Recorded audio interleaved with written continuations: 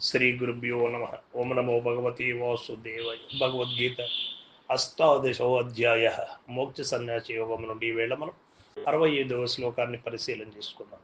మన్మనాభవ మద్భక్తో మధ్యాజీ మాం నమస్కురు మామే వైశ్యసి సత్యం తే ప్రతిజానే ప్రియోసి మే.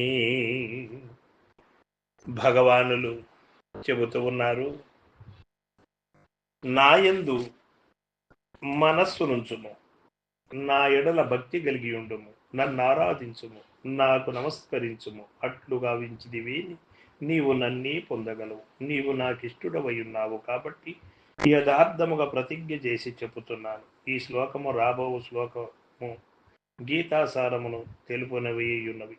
భగవాను అతి రహస్యమగు బోధను చెప్పేదనని పలికి వీనిని ప్రారంభించుట వలన ఈ శ్లోకముల యొక్క మహత్తు ఎట్టిదో ముందుగానే ఊహించుకొనవచ్చును.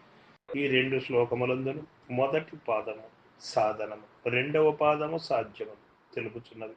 అనగా ఏ సాధన చేయవలెనో మొదటి పాదములో చెప్పి దానికి లభించు ఫలితమును కూడా వెంటనే రెండవ పాదములో చెప్పి ఇచ్చట 4 సాధనలు పేర్కొనబడినవి. మనస్సును దైవమందు లగ్నము చేయుట, దైవమందు భక్తి కలిగి ఉండుట, దైవముని ఆరాధించుట, దైవమునకి నమస్కరించుట. ఈ 4 సాధనలను చేయువాడు లక్ష్యమగు పరమాత్మను తప్పక పొందగలడు. మామి వైశ్యసి, పరమాత్మ ప్రాప్తి ఈ సాధన యొక్క ఫలితమై ఉన్నది. కాబట్టి జనులు తమ మనస్సును ప్రాపంచిక దృశ్య విలాసముల నుండి, శబ్దాది విషయముల నుండి మరలించి ఆత్మయందే నెలకొల్పవలెను.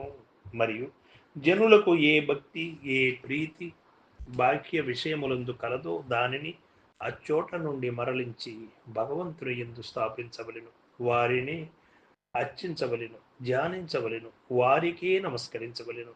జ్ఞానులకు జనులు అట్లు చేయక తమ చిత్తములను దృశ్య విషయములందే లగ్నము చేయుచు వానిని సేవించుచు కామాది రాక్షసులకి నమస్కరించుచు వారిని అర్చించుచు పరిపోషించుతున్నారు. అట్టివారు భగవానుని ఎన్నడూనూ పొందలేరని ఈ శ్లోకము ద్వారా స్పష్టమగుతున్నది. కావున అట్టి విషయ సేవనమును వదలి వైచి జనులు తమ చిత్తమును పరమాత్మ యందే కేంద్రీకరించవలెను. అతని వారు పరమాత్మను నిక్కముగా పొందగలరు.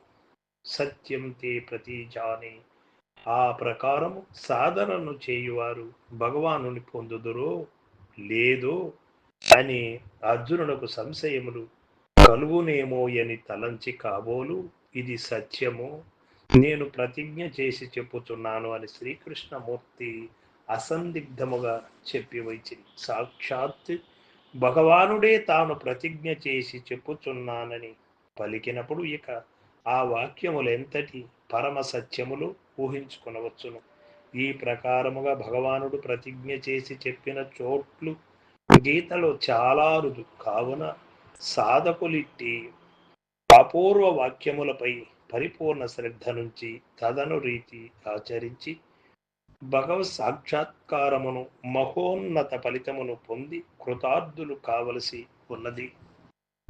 మన్మనాభవ అను వాక్యమునందు కర్మ, భక్తి, జ్ఞానములను 4 సాధనలను తెలుపబడినవి.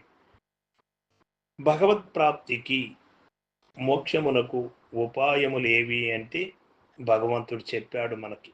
భగవంతుని యందు మనస్సు లగ్నమయుండుట, భగవంతునిపై భక్తి కలిగి ఉండుట, భగవానుని ఆరాధించుట, భగవంతునకు నమస్కరించుట, ఇవి కలిగి ఉండాలి.